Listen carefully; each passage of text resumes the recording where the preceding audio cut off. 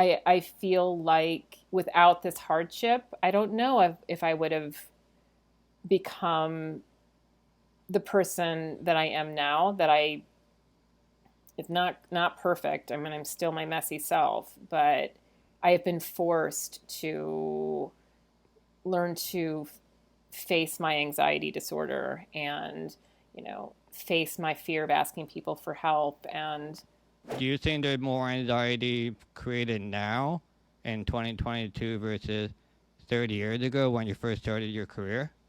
that's a great question. My job is, I'm going to use my hands, so I don't know if people can see this, if you're going to use video or not, so I'll also try to describe it, is to know when to hold someone and know when to push. Because if you just hold, which is what you're talking about, if you just Mm-hmm. hold space and you're just comforting, that might feel good, but are they really, being told the truth, right? Like you said, and being challenged and grow. If you just push all the time. But like, since you are an older person and you are having stage cancer, is the conversation different to you? Okay, like now you can't say that you're gonna be better when you have another 20 years to go. Like, Right. how is the conversation different with you? Yeah, it was funny. I was talking to my partner. Maybe this is as good as it gets. Like, maybe this, maybe this is something to Yeah. actually sit with, that the parts of you that are showing up that you don't recognize because this is this thing over here that you haven't figured out yet. And you're so upset that you haven't figured it out yet, but you're not living in this moment of who you are, Yep. feels sad to me. Again, that sounds like I am practicing self acceptance because my finish line is not that far away. And there's something kind of beautiful about that. It bums me out that so many of us don't accept what is, and we're constantly vying for some version that probably doesn't even exist, or put our lives on hold until we get there. Like, and I'll be honest with you, Joe, I'm getting tired. Like, my body, like, I feel it. To live this long with that much treatment is hard. Like, I'm physically and emotionally tired, And so either I won't be able to do any more treatment because my body can't tolerate treatment, or I won't be able to do any more treatment because the treatment won't work anymore. That's what's happening. And if you're just going to talk about my good stuff, that's not honest, like you were saying earlier. So, Yeah. yeah. Leah owed me $20. I'm here to collect $20. Right, exactly. Totally. Yeah, she never gave me back that sweater, God damn it. And I wrote about that, and this made me cry. But that was like the one time in my history of cancer that I let myself try to think of a future. And it didn't happen. Hello, welcome to my podcast, Two Mics, One Joe Suits. I'm Joe Suits, and I'll be giving a mic to Leah. She's a health coach, nutritionist, and licensed clinical social worker.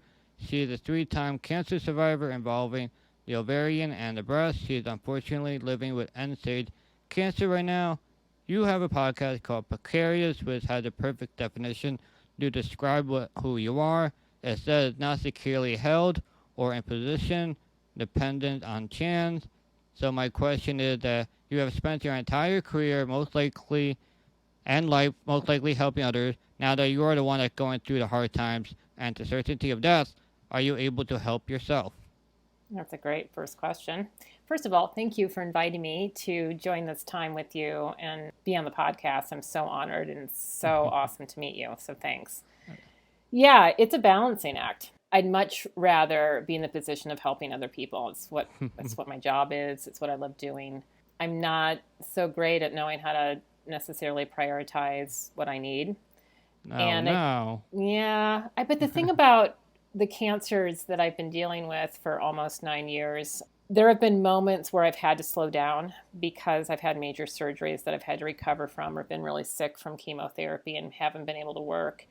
And sitting with yourself, like living in your own head and having to look at all that stuff, has been eye-opening to me, and some of my greatest teachable moments about me and what's going on and what I fear and what I struggle and what I need. And so I think I've gotten better at listening to the voices in my head, reaching out, especially lately, because things have gotten harder physically for me in the past year, I've really decided to get out of my own way and just call in the troops and reach out and bring people in and say it's my turn. I need someone to sit with me. I need someone to help me. Are you saying that you kind of almost had like a rebirth in a way when you first started getting cancer? Like, I guess maybe like a new Yeah, found. it's interesting. I think a lot of people would say something like it's like the best thing that ever happened to them. They wouldn't have, you know, prioritized what's important to them if they didn't get this awful disease. You know, others would say that's bullshit. This is like the worst thing that's ever happened to me. I I think what I tend to look at is that as much as I would change this, like I really would, I'm like, I don't like cancer. I don't want this. I don't want to know that I'm going to die way younger than I'm, thought I was going to. I will say that it's accelerated my growth in a good way, like my personal growth. I feel like without this hardship, I don't know if I would have become the person that I am now. It's not perfect. I mean, I'm still my messy self, but I have been forced to learn to face my anxiety disorder and, face my fear of asking people for help. And I think if I hadn't gotten sick, I was pretty good at hiding that stuff. So in a way, it shed all the layers, like my life completely stopped when I got sick the first time. And since then, it's stopped numerous times because I've gotten sick so many times. And when you are faced with just yourself, as I said earlier, options are to do something to distract again or look hard at yourself. I'm kind of grateful for that part. Are you saying you wish you got cancer earlier? No. No, no, but it did accelerate. It did accelerate this growth spurt, this sort of personal growth spurt. And for that, I'm appreciative. Well, But I yeah, would. Yeah. if I had never gotten cancer, that'd be fine too.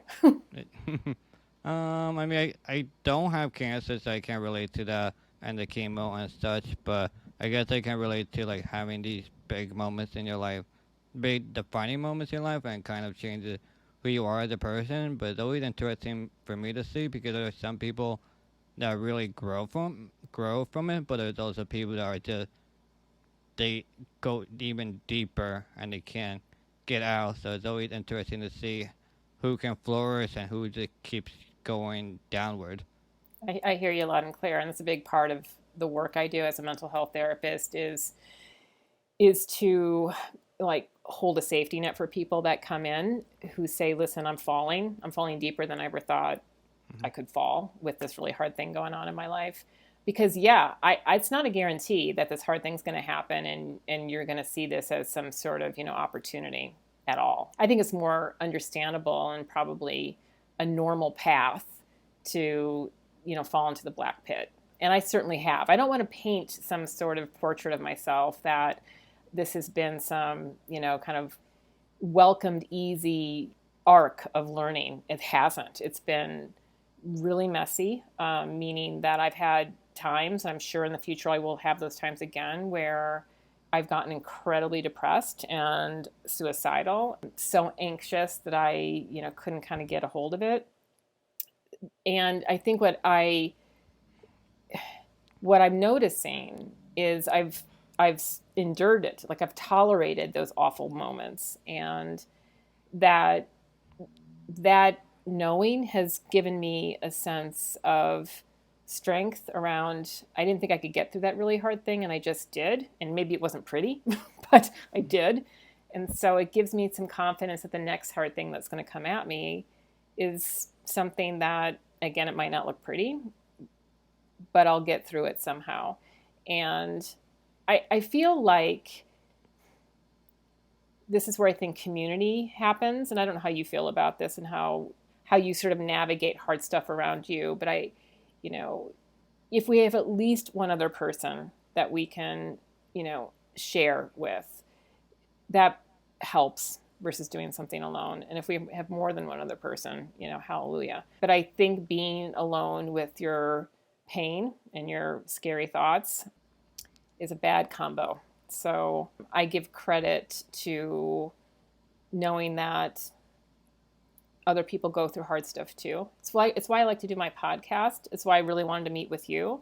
I mean, I know this is you interviewing me, but yeah, I'm super curious about your trajectory and your path, and we can talk about that later. And you can come on my podcast. But I get strength from other people who I know are also going through some really hard things because I watch them and I watch them do it. I'm like, okay, they're doing it. I think I can do it too. Well, I will say for myself, I've been through all my hardships solo every single Mm-hmm. time. Like, there's nothing. The other thing is, every mental health journey only is a solo journey, no matter how you dissect it. Yeah, if you have people around you, they will definitely help. But at the end of the day, you're the one that had to like pull your shit together and like become happier about yourself. No one else can say like, no one can say like, let's say beautiful. Like no one, people can say you're beautiful and stuff, but if you don't feel it, then you're not beautiful. The only Sure. person that can really define that is you.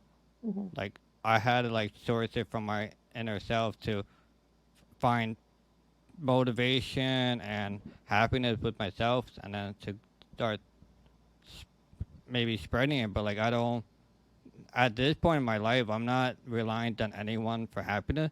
People have brought more happiness into me, but I'm really like happy solo here. Like I want to do a podcast with groups, and like I just started doing it myself, and Mm-hmm. like I just relying on myself. It is also a little challenging with me because of my severe disability, because I'm relying on people to physically take care of me and such, and that's hard in itself. But as a mental problem I had to solve everything myself. The suicidal thoughts, the anxiety, my life literally going nowhere. I Mm-hmm. was on bed rest for 5 years. You Mm-hmm. know, multiple times I lost everyone around me, and everyone moved on. The social media, you see everyone moving on. I've been through all of that, and now Yeah. I'm prospering now because I'm in great shape, and I gotta keep pushing. But also, I don't have any of those people to like share my accomplishments or anything. I just go in because I know that the people that I'm surrounded by are people that I don't want to be with because they weren't there when I needed someone, Mm-hmm. and it is why would I want to associate myself with them? Mm-hmm. So I just gotta keep pushing with my career, pushing with my life, and meet other people that are more at my caliber and Yeah. more that I like and better people. 'Kay, I Mm-hmm. have no problem eliminating people because like I'm good alone. Like I want you to like make me feel better and such. I don't want to deal with the bullshit because Yeah. there's so much of it. And it's Yeah. life is short. Yeah. Yeah. Right. Yes. Yeah. Do more of that. I love how good you are at setting boundaries and knowing what you need and what's not healthy for you. That's awesome. And the sooner we realize that, right, about who's adding to our life and who's not adding to our life, and make sure we get that math straight, the better we're going to be. So it sounds like you figured that out early. I mean, it takes a even if you establish it, it's a lot of people are like they don't want to be alone, so they rather be surrounded by like some people, and I Sure. get it, but like it's better because then you have if you put less energy and if you put less energy into that, then you have more energy to put into other people that you do like, and it's Yeah. the better off. It's just there are times where like I wish I could like talk to people and like go out and have dinner and such with, but like I think that's just how the world is. Like everyone's busy with their lives, and you got to provide value to them. You can't just be nice to each other and Right. call it a day. There's a value thing. So that was my problem. I wasn't valuable to people. Mm. Like no one really had any reason to talk to me besides being nice. That's just society thing. So Mm-hmm. creating my worth in my career and my following and such. That's helping me a lot in terms of the being a valuable part of society Yeah. because just being nice to someone is the bare minimum. Yeah. It is. Like there's something more to it. Like I explain to people, like if you want to be friends with people, you gotta find the glue to keep a relationship together. So like some have like they go to a sports game together, or they play soccer, or they watch movies. That's the glue. No one is just together because they're just together. There's always a real reason to like relationships is because they have sex with each other and they like it. Mm-hmm. Like I was trying to find that all my life, and I was always taught to like, hey, be nice to people and people would want to be friends with you, and like that wasn't working for me for my entire life, and like, and then it goes back to like, oh, there's something wrong with me, so I have to be even more confident and more smarter and funnier and nicer, but then it got too much that I was trying so hard over other people and it was just not working. So I just had like, I guess, a reset Yep. button, and then I was just like, I'm just gonna do me, and just people are gonna have to accept me for the way I am as such, and I've been flying ever since. That's awesome. I, I'm so glad to hear that. Yeah. yeah, but Yeah. I want to. Well, we're gonna go back to you again. To this is your podcast, but like, Okay. so you're growing up, and you mentioned like anxiety and stuff. So do you think there's more anxiety created now in 2022 versus 30 years ago when you first started your career? That's a great question. I think about that a lot. I think it's just different. I think we'll always find something to feel threatened by and be anxious about. And I think in the sign of our times now compared to 30 years ago is so much around the speed in which life is moving and the advancements in technology and the access to the, 24-hour news cycle. And there's no there's no downtime in inputs and information unless we choose to turn things off and walk away and set boundaries around how we expose ourselves to information. I think that's what's different. And I guess what I'm noticing is that it feels like anxiety is showing up in younger and younger people. I'm not saying there wasn't stress 30 years ago in kids or teenagers, but the level of anxiety and stress, and I don't necessarily specialize in pediatric therapy at all. I'm just sort of talking kind of generically about a mental health therapist witnessing that. Yeah. Is I think because kids and teenagers have this constant access to information, whether it's through social media, peers, etc., it feels to me like the intensity of anxiety is showing up earlier in people. And that feels very different to me 30 years later compared to when I first started my career. So it just seems like it makes your job much harder to do. It's interesting in that I don't know if it's harder, but I was just thinking about this the other day as I sit with people. I have this instinct to, and this is so not like me typically, but my level of empathy that wells up in me as I'm sitting with, especially someone who's younger, and watching them really feel overwhelmed by the world. There's a part of me that wants to say something that's probably a lie, but it's just this empathy statement that just wants to say, it doesn't have to be this hard. Let's find ways that you feel sort of safe in your own body and your skin and feel the ground underneath your feet. I guess I watch the level of struggle and I want to basically take it away. And it's maybe as I'm thinking this through, just talking with you right now, maybe it's because when I see young people really, really angst, it feels to me like they're missing a time in their life where it wasn't supposed to be this hard for them, right? Like let's get super stressed out when we get old enough to have shit to like worry about. Mm-hmm. And so these young people who I see can identify as being privileged. They even say that I know I'm privileged. Oftentimes, a lot of my younger clients will say, I'm privileged. I don't understand why I'm so upset. I'm so concerned. I'm so worried about my world. And so it's an interesting disconnect. I mean, they recognize that they have a house over their head and they have access to food and they have, parents that have finances that can take care of their needs. And they still feel this anxiety. And that's what goes on for me, is maybe there is a sense of empathy, maybe a little bit of helplessness around that. And that just feels different. It feels different from 30 years ago.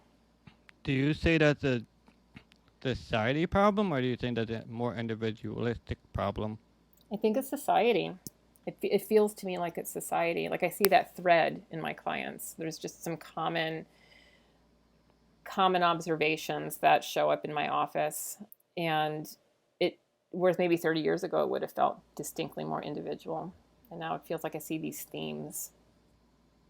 I think it's the divisiveness in politics. I think it's what's going on socioculturally. Like I said, I think it's the access to information 24/7. I think as much as I use social media myself, I think social media plays a role depending how you use it. Yeah, just there's I think a lot of young people feel like they're behind, they're not good enough, they're not measuring up. I know you say that it's a society problem, but like I always grew up thinking it was a society problem, but like I think it all comes down to individual because we can do social media is hard because it has their pros and cons, which I get it. Like I'm like living off of it now, so I'm forced into it. Mm-hmm. But like I think it's an individual problem because everyone has. They don't have to go on their phone to go on social media. They don't have to turn on the news to see anything. Like they don't have to do most of these things. Like societies, they telling you, yeah, like you're 30 years old and you say 20-year-old like millionaires, but like if you think realistically, most people are just average people working regular 40K jobs and just regular things. They're just not, no one's gonna post about it or show it. But like I think people just need to stop going on social media and stop watching the news because it's everything is on purpose of why it's damaging you, and that's how I just stopped going on social media in like terms of like seeking a validation. I stopped watching the news because they make you want to watch it all the time 24/7. But like it's also weird because like we're actually so like we mentioned like 30 years ago with like let's say murder. So there will be like people will be like, oh, when we were kids, we would be out till like the street light came on, and then we go home, and it's like there was a really great time. Then like, and then they're like, now it's so dangerous and stuff. But if you like look at stats, it's actually we're living the safest time in our lives now. But now because we have social media and the news, you see a murder every 5 minutes, and that's because they want to show it to you. Like there's so much happening in the world that it's impossible to keep up, honestly. Right. Yeah. But still, but like you can still let your kids out and do stuff. It's just now it creates that bubble of things. But if you just not watch the news or anything, I feel like the world is a much better place than what it is. Mm-hmm. Yeah. No, you're spot on about that because I'm always curious about, are we better off now than we were 30 years ago? Or I think about lines that talk about the violent times we live in. And if you look at historically, it was way more violent, in almost any chapter of history. I think we're saying the same thing. I think and again, I'm by no means an expert on the impact of media on psyche. This is just I'm no expert at anything. It's just me making observations about my caseload over the past 30 years. It feels, yes, we have choice. We have agency. We have autonomy. Absolutely. That's part of what, we try to teach people when they're feeling like they don't. And I think what I'm commenting on is it feels like that's not presented, to remind people you have choice and you have autonomy. It feels like you get sort of sucked in to these cultural norms at a young age. I'm of a generation where I'm old enough where technology showed up in my life when I was in college. And what I mean by technology is I'm talking about personal computers. That's technology. Cell phones didn't show up until I was in my, I don't know, I was 30 maybe. And so I'm of a generation where my whole kind of young life it didn't even exist. It didn't even get invented. It didn't even come into my life. And then I had to acclimate to it from age, and I'm talking like those DOS computers when I was in grad school in my 20s. And then from there, it's just, look at it now, right? So I think about, and I don't know how old you are, Joe. How old are you? I'm 29. I'm the last generation that knew before the internet really took off. Like Okay. I grew up kind of with dial-up, but it was really like nothing. It was just more of a college student. Yeah, So yeah. I'm literally like the last generation to experience what life was without the internet. Yeah. Okay. So we can talk the same language a bit. Yeah. Yeah. Right. So do you think about the generations that were born into this, and it's just a part of their experience. It's horrible just imagining that, and then as a parent to monitor, and like you can't like if you go to school, like if you get bullied, like that's shitty, but like you can just walk out of school and like, you're okay. Yeah. But now it like stays with you all the time, and like Yeah. you can literally browse it all the time, and it's Yep. Yep. not. It's horrible. Like the more like self-esteem people, they'll be fine all the time. But like the people that have low self-esteem and such, it's not. I, it's horrible. Like it's really wreaking havoc on them. Yeah. Yeah. Not a good recipe for that at all. Yeah, so I hear you. I very much align with your belief system that we all have agency and we have choice. And I agree. And I think the sooner that we recognize that and act on that, then we feel empowered. And I don't know if that's taught right away. I feel like the assumption is this is our culture and this is the world, and a lot of people just get sucked into it and then have to find their way out or get reminded that they don't have to. They can choose how much they Well, engage with it. it's hard to say because there was some good stories I have and some bad stories. So like still good stories would be like, like people who are before they've diagnosed as transgender. Hmm. Like most people wouldn't, like if they never grew up in like a school that didn't know about it, or my family members, they would have never known about it.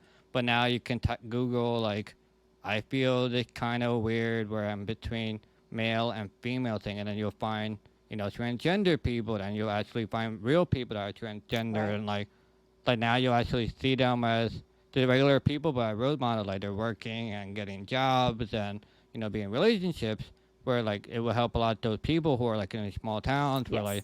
like their family don't understand it, or probably maybe even homophobic, and then like it like helps them a lot because they have like almost an outlet in a way. Thing is also kind of a luck thing too, because you have to like find that group. Hmm. Yeah, and I could speak to that for cancer, for example. I walk this fine line in searching for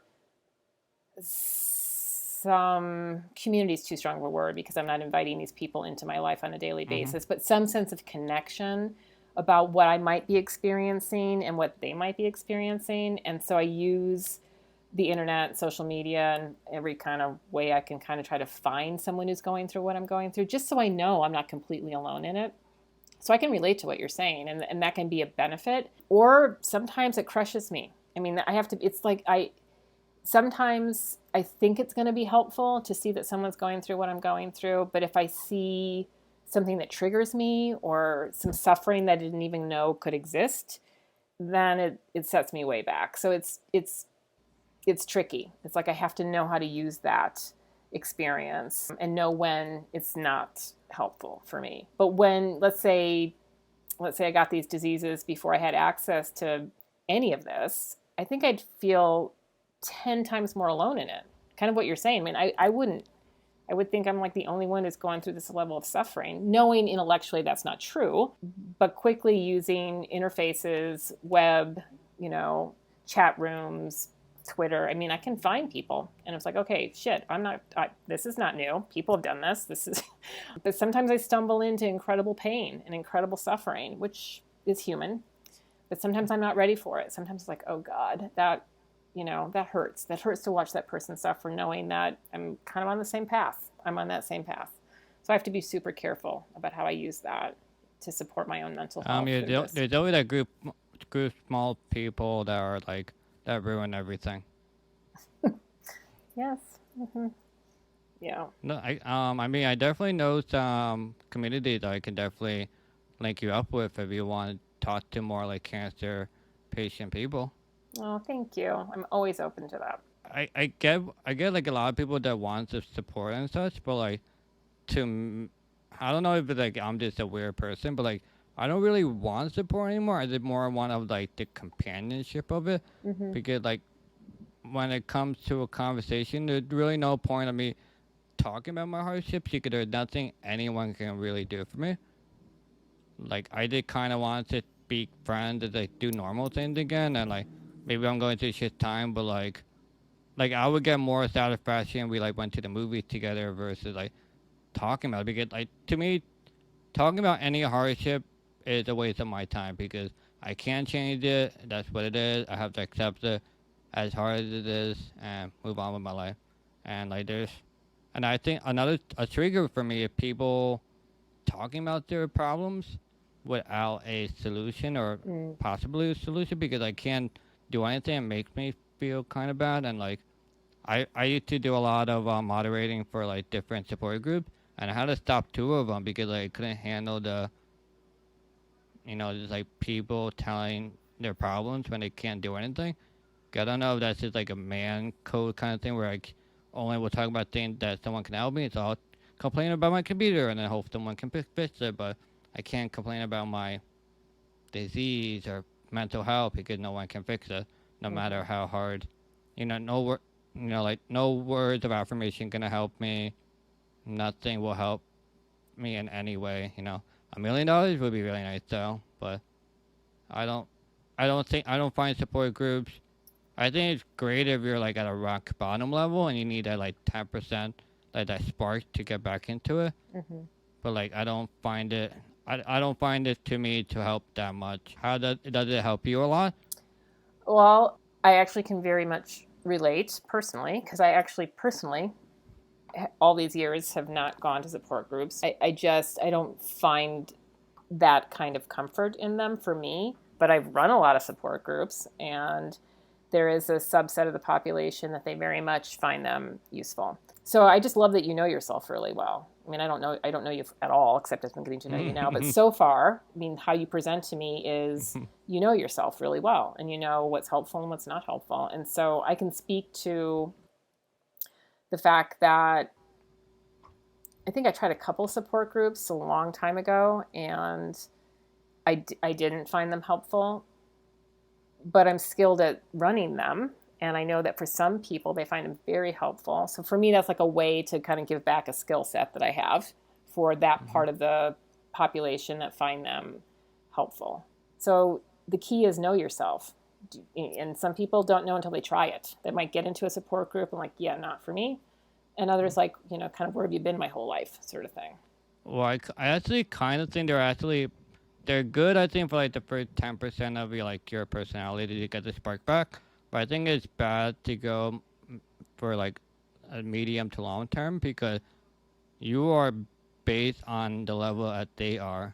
Like you can grow from them. So like I'd rather be in a group that's more active and such because the ceiling is higher of me to actually do anything because they're just stuck in wherever place they are and they can't get out of it, and you don't want to be grounded by that, and it makes you feel even worse in a way. Like you want to be. It's kind of the same with social media. You kind of want to surround yourself with people who are more outgoing and more lively because then it allows you to be more submerged in that mindset. But when you're around depressing people, for example, you kind of keep staying depressed, and I don't think it. I think it hurts more than it helps if you Yeah. don't get out.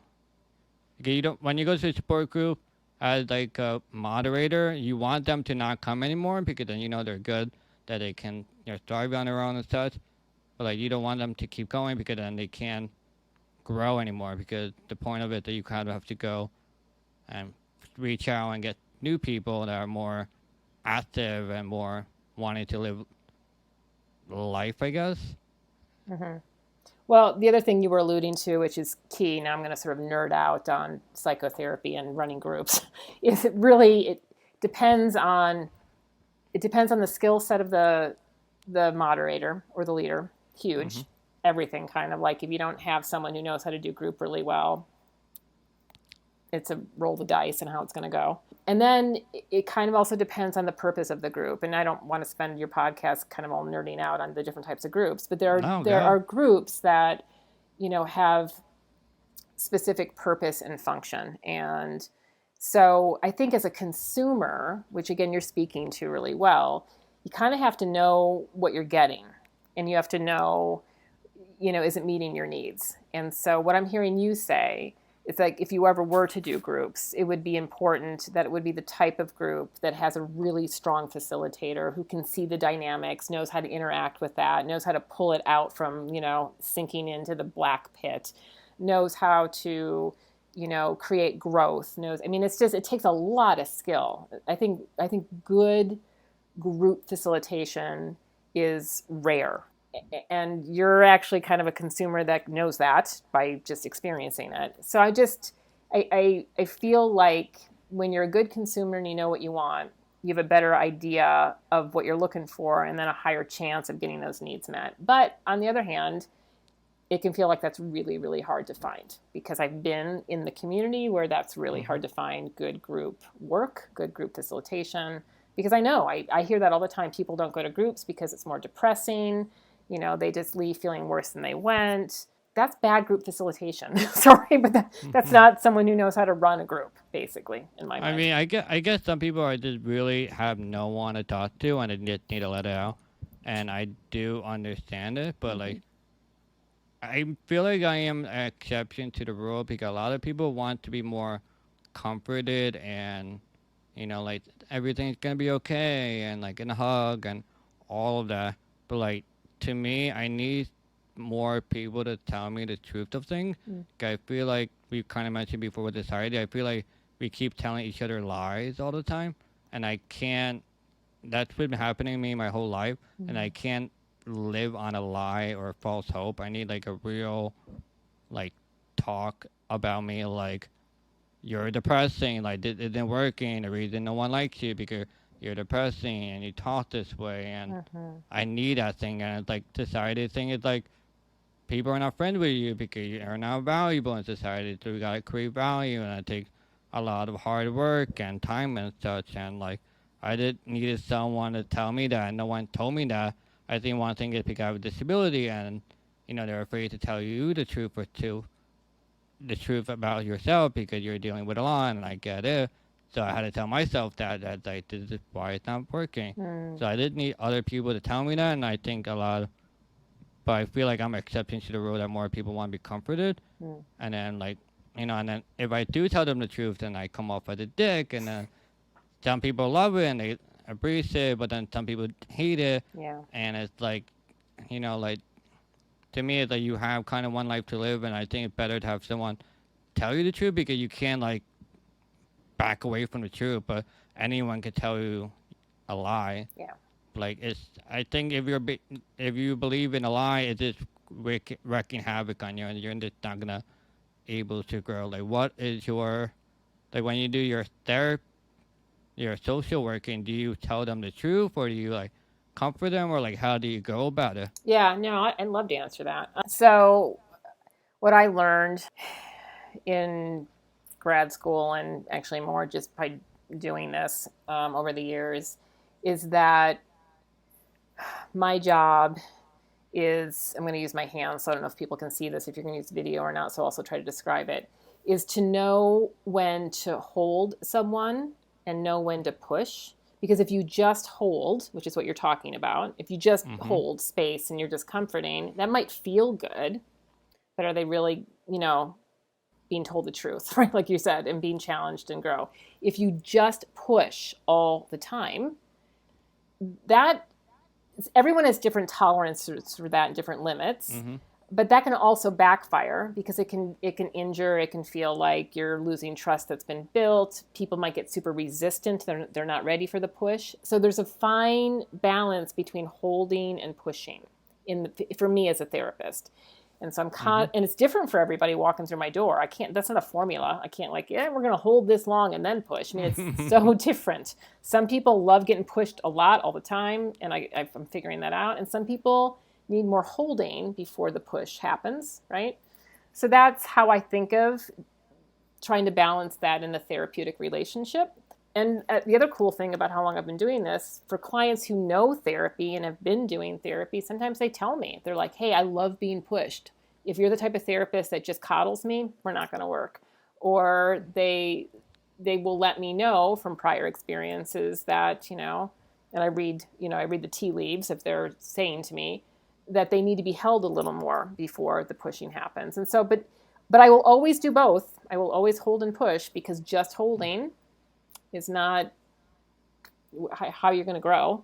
But also just pushing, a lot of people will shut down or leave or get super defensive. So it depends. I mean, I don't need to be held anymore. I just need to keep being pushed. Yeah. I don't know. I just want to, like, we have one life to live, and I want to live want to produce the best content that I can do. I want to be the best person I can be. Yeah.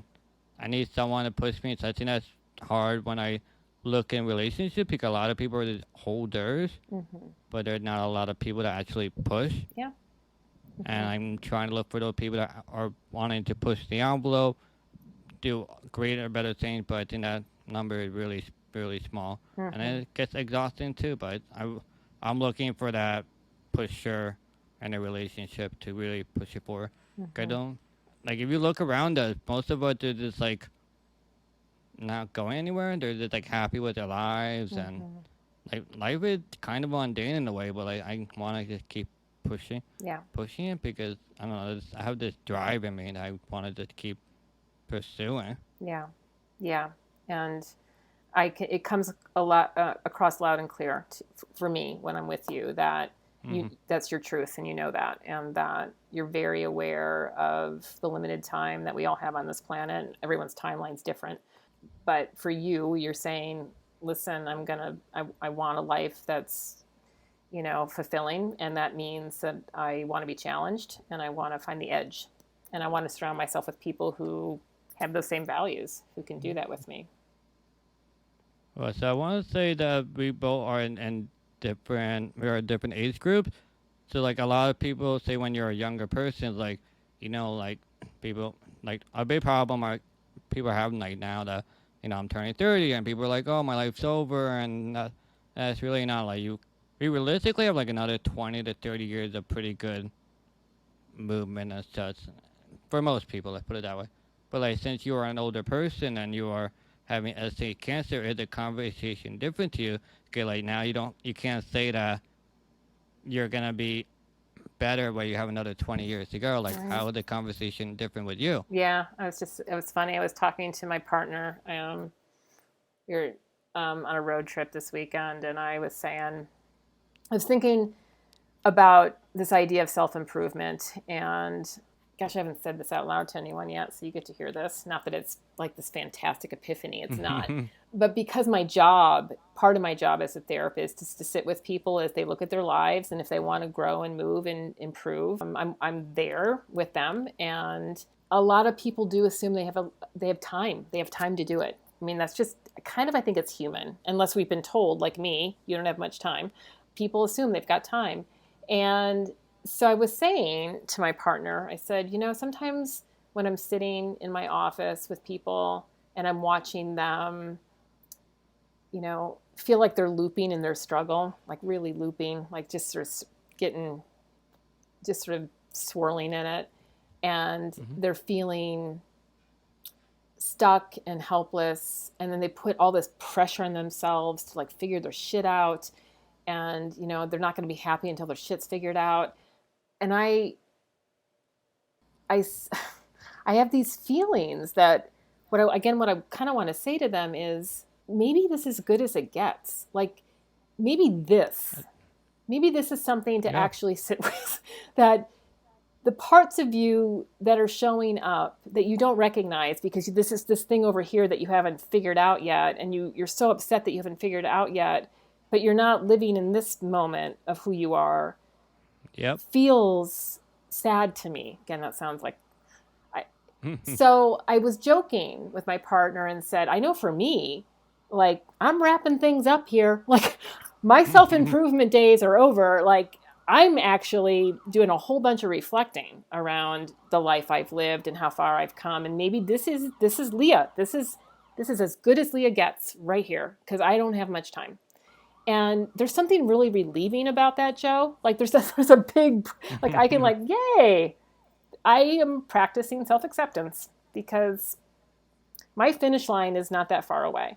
And there's something kind of beautiful about that. So I'm not telling people not to grow, and I'm not telling people not to push themselves. I'm not saying that, but maybe along the way, every once in a while, you can step back and look at your life and look at who you are and reflect on how far you've come.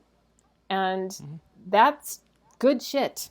Like, yeah, maybe there's all this other improvement you want to do, but don't forget that this version of you is also beautiful.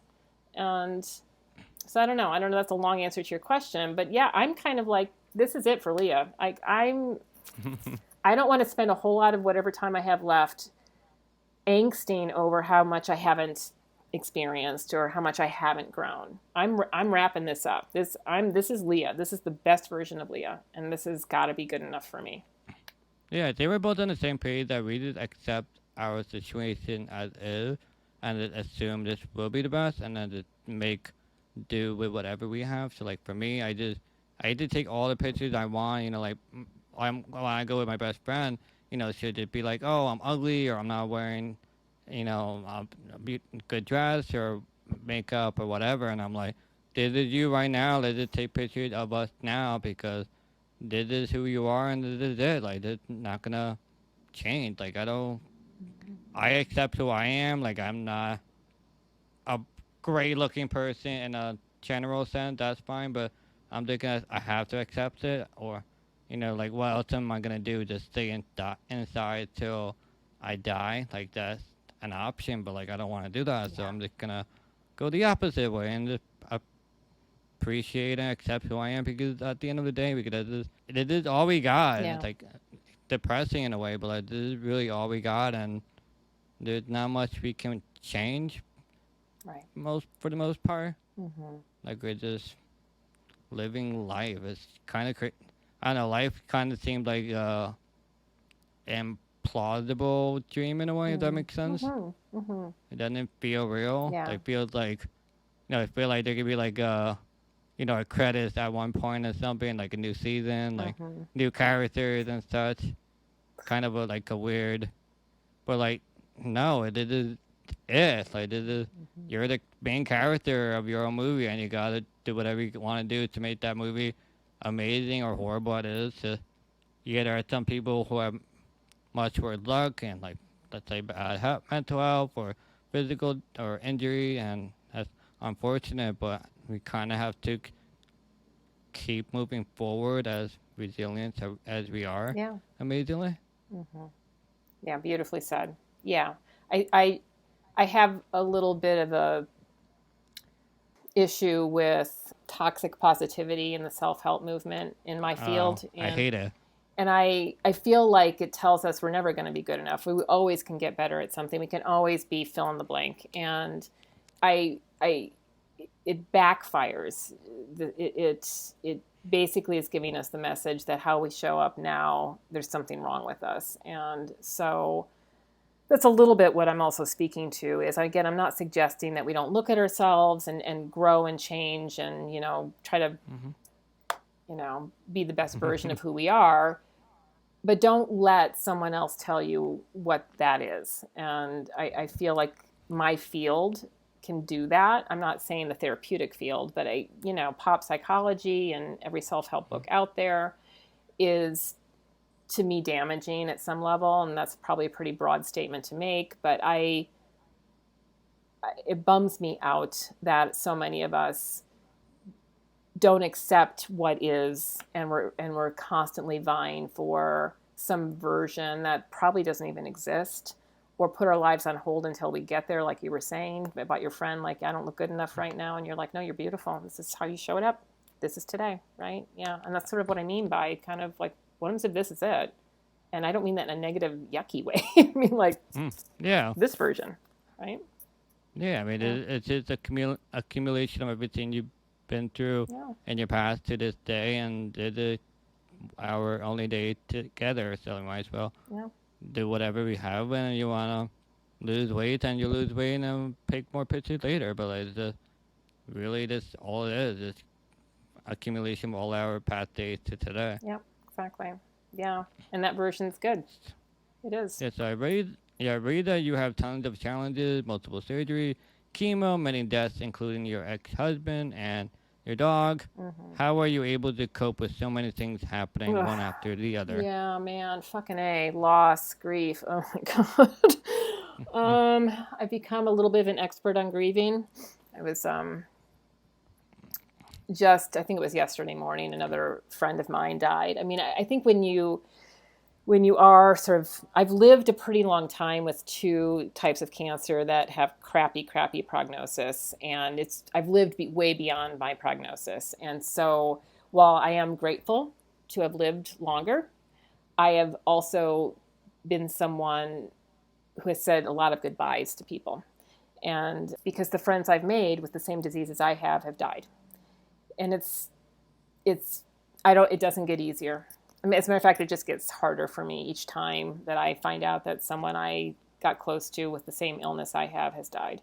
And then, yes, you mentioned that I found out that my ex-husband died right around the same time that I have this dear, dear dog who I called my soul dog, who got me through every version of cancer until a year ago when I had to go back into treatment, and she had died. And I thought I couldn't do it again. I thought I can't do another treatment, without her, because she was kind of the one thing that was solid and got me through. And I don't know how to answer that, because this is kind of what I was saying earlier, is I'm just enduring. I'm somehow like just doing it. And maybe the one thing that gets me through is that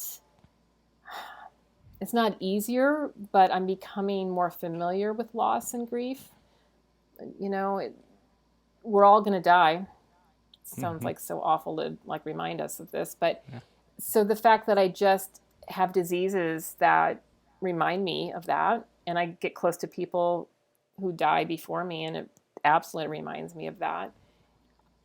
It's not easier, but maybe I'm more comfortable with loss because I'm getting so experienced with it. And I'm not grateful for it, but maybe the experience is getting me ready for the inevitable. Like, I can see you like at 3 a.m. just looking through all your books, like, what do I do? What do I do? What do I do? Yeah. It's.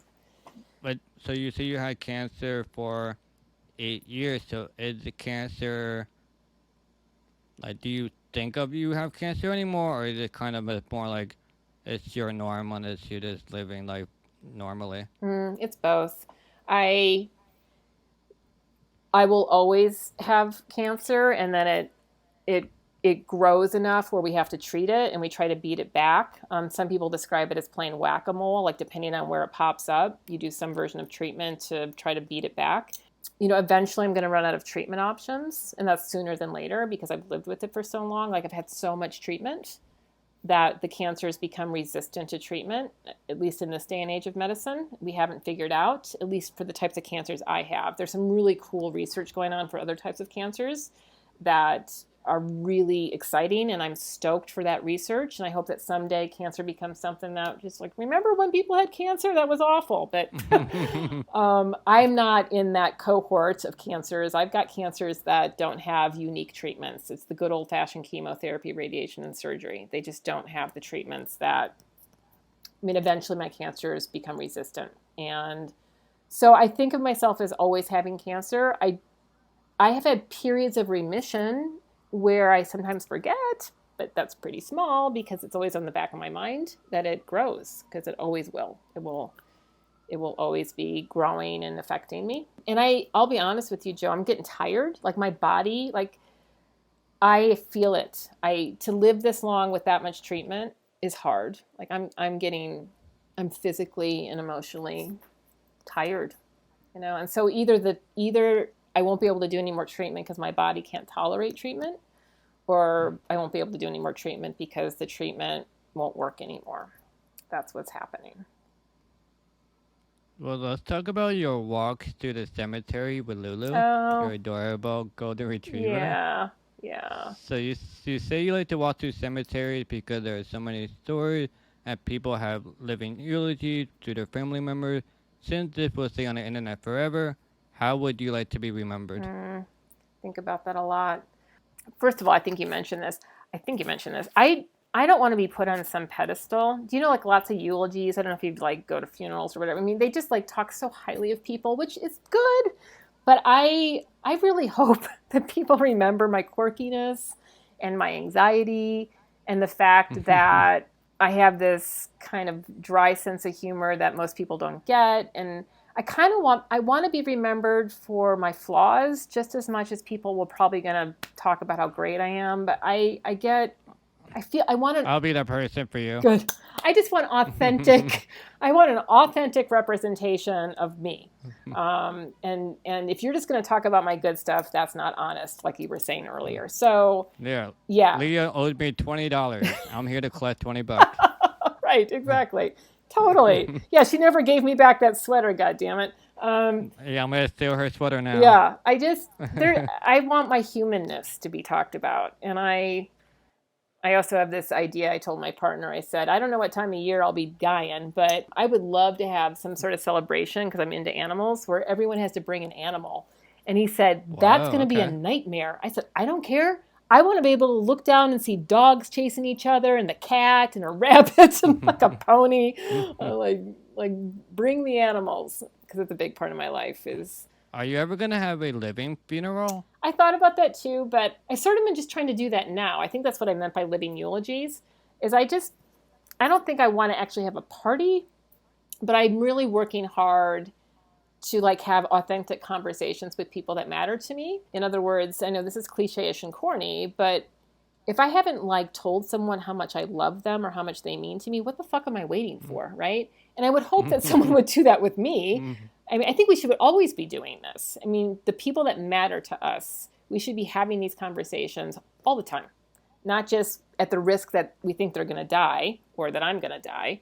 And so my post of the living eulogy is like, why aren't we doing that more? Why do we wait until someone's gone before we start to talk about how wonderful they are? You know, so I don't think I want to have a living one, but I kind of want to do it all the time. You know, I just want to do it all the time. Well, you should definitely do the one with all the animals. I think that'd be really fun to do. Yeah. Fun experience. Yeah, chaos, but yeah, be fun. Hey, animals are better than people, so I'll do that. I think so too. Yeah. Mm-hmm. So you mentioned kind of that you do a lot of self-reflecting. When or where were you the happiest? God, I don't know. I don't even know what that word means. So I don't really like that word that much because I feel like I don't know. I shouldn't make it a bad word. I don't know if it's achievable. I think What word would you like to use? content, I think. I like this idea of being content, which is more to me kind of conjures up this sense of being at ease or kind of peaceful. I think I've had moments of it. And Maybe the word I'm thinking of is more like euphoric then? oh, okay. So yeah, at that end of the spectrum, I've had Sure, yeah. yeah. You know, I think I've had those moments in my life have been when I have felt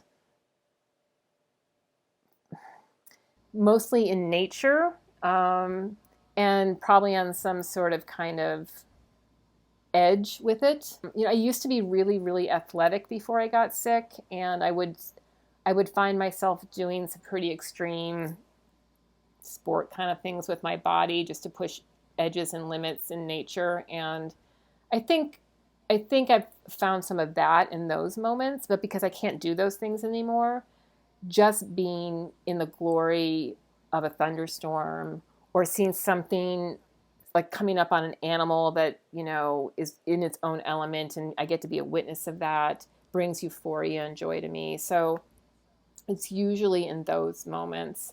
So again, it's not with other people, but it's connecting to the bigger world around me in its own natural state. So you have a 2019 story here of buying a property in the mountains.